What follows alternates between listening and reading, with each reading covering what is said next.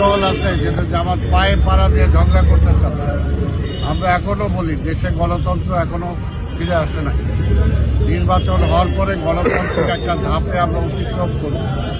আমরা বারবার বলেছি ফ্যাসিবাদ বিরোধী ঐক্য আমরা করেছিলাম, ঐক্য করে ফ্যাসিস্টকে আমরা তাড়িয়েছি, কিন্তু আজকে এখনো কিন্তু আমরা ফ্যাসিস্ট আবার এই গণতন্ত্রকে নস্যাৎ করার জন্য, নির্বাচনকে নস্যাৎ করার জন্য কিন্তু তারা চেষ্টা করে যাচ্ছে।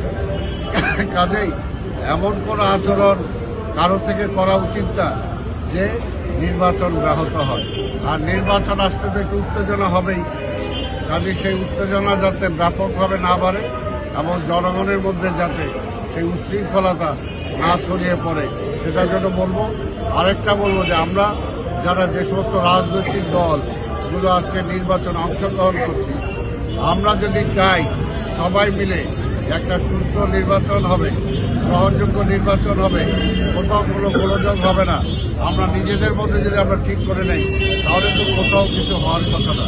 তাই তারা আজকে পায়ে পাড়া দিয়ে ঝগড়া না করে একটা নির্বাচনের জন্য, জনগণের ম্যান্ডেটের জন্য তারা প্রস্তুত হোক, এটাই আহ্বান করে।